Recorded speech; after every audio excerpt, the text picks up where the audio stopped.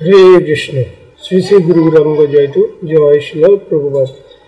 হরে কৃষ্ণ শুদ্ধ ভক্ত চেতন। আজকে হচ্ছে পবিত্র একটি দিন, সেটা হচ্ছে গুন্ডিচা মার্জন, যেটা মহাপ্রভু স্বয়ং এই গুন্ডিচা মার্জন লীলা করেছিলেন।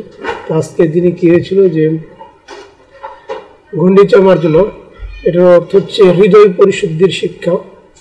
শ্রী চৈতন্য মহাপ্রভুর এক অপূর্ব লীলা। গুন্ডিচা হচ্ছে জগন্নাথের মাসির বাড়ি, যেটা জগন্নাথপুরীতে অবস্থিত।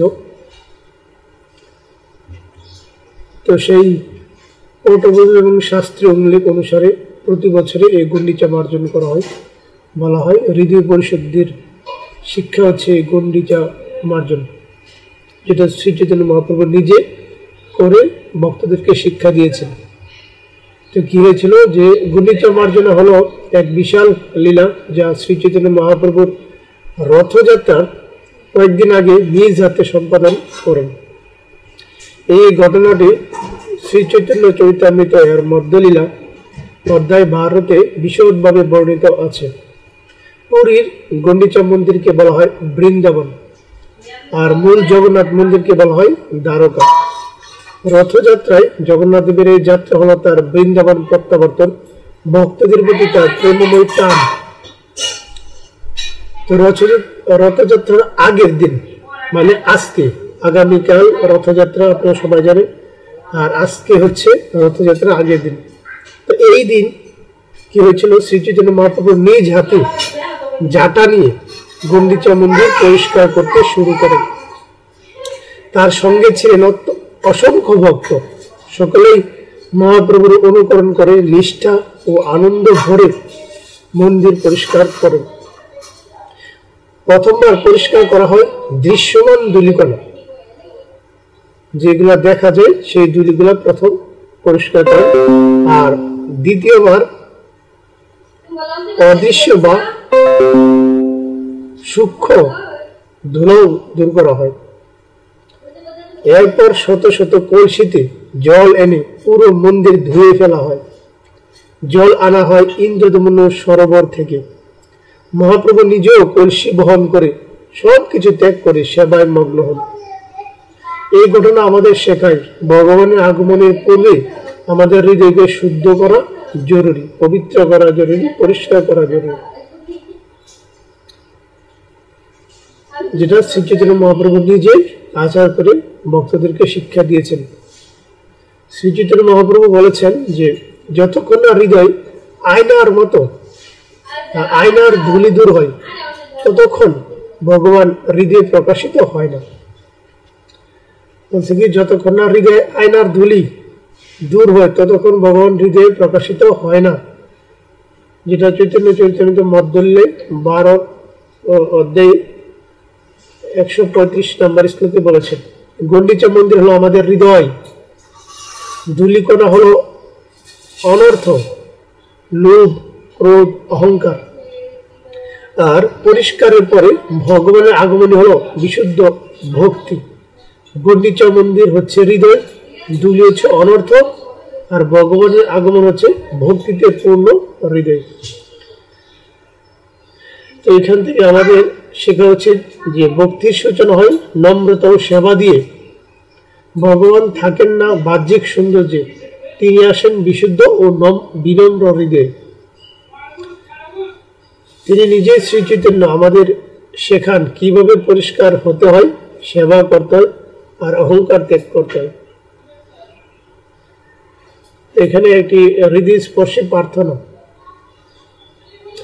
হে জগন্নাথ দেব, আমি হয়তো তোমার মন্দির পরিষ্কার করতে পারবো না, কিন্তু তুমি আমার হৃদয় পরিষ্কার করতে সাহায্য করো, যাতে তুমি চিরকাল সেখানে বিরাজ করতে পারো। হরে কৃষ্ণ। এটা হচ্ছে জগন্নাথের কাছে প্রার্থনা, যে আমি হয়তো তোমার মন্দির পরিষ্কার করতে পারবো না, কিন্তু তুমি আমার হৃদয়কে পরিষ্কার করতে সাহায্য করো, যাতে চিরকাল সেখানে তুমি বিরাজ করতে পারো। হরে কৃষ্ণ। এটা হচ্ছে গুন্ডিচা মন্দির। তো আজকে সেই দিন যেখানে মহাপ্রভু নিজে শিক্ষা দিয়েছেন জগন্নাথপুরীতে যে মাসির বাড়ি যাকে বলা হয়, সেই গুন্ডিচা মন্দির, যেখানে রথযাত্রা ওর যেখানে ভগবান অবস্থান করেন। হ্যাঁ, তো সেই গুন্ডিচা মন্দির মহাপ্রভু নিজে পরিষ্কার করেন। আর এখানে বলেছে যে যত ময়লা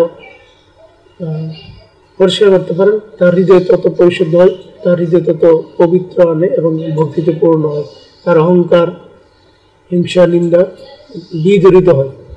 এটা মহাপ্রভু তিনি শিক্ষা দিয়েছেন। মহাপ্রভু এত ধুলি, এত ময়লা আবর্জনা পরিষ্কার করতেন যে সমস্ত ভক্তবৃন্দ যত ময়লা এসে মহাপ্রভু একা নিজে তো ওগুলা ময়লা পরিষ্কার করেছেন, ধুলি স্তূপ তৈরি করেছেন।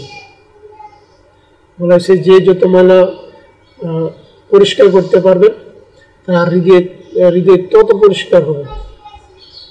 এটা হচ্ছে গুন্ডিচা লীলা। আজকে সেই দিন।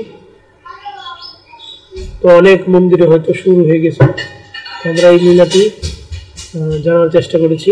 তো আপনারাও চেষ্টা করবেন আপনাদের নিজেদের মন্দির, নিজেদের ঘর পরিষ্কার করার জন্য। তাতে কি হবে না, আমাদের হৃদয় পরিষ্কার হবে, আমাদের হৃদয়ে পবিত্রতা আসবে। সেজন্য গুন্ডিচা মন্দির পরিষ্কার করতে হবে। আপনারাও আপনাদের নিকটস্থ মন্দির পরিষ্কার মার্জনা করে ভগবান যেখানে থাকেন সেখানে পরিষ্কার করতে হয়, যাতে করে আমাদের হৃদয় পরিষ্কার হয়। আমাদের হৃদয়টা মন্দির, আমাদের মন্দিরটা যেন পরিষ্কার হয়, আমাদের হৃদয়টা যেন পবিত্রতা হয়। হরে কৃষ্ণ। আজকে পর্যন্তই। আগামীকাল হচ্ছে রথযাত্রা। ভগবান 21 দিন জ্বর লীলায় তিনি নিবিষ্ট ছিলেন। তো রথযাত্রা হচ্ছে তিনি ভক্তদেরকে দর্শন করার জন্য রাস্তায় নেমে আসেন। তো সব ভক্তবৃন্দ আমরা কি করে ভগবানকে দর্শন করব?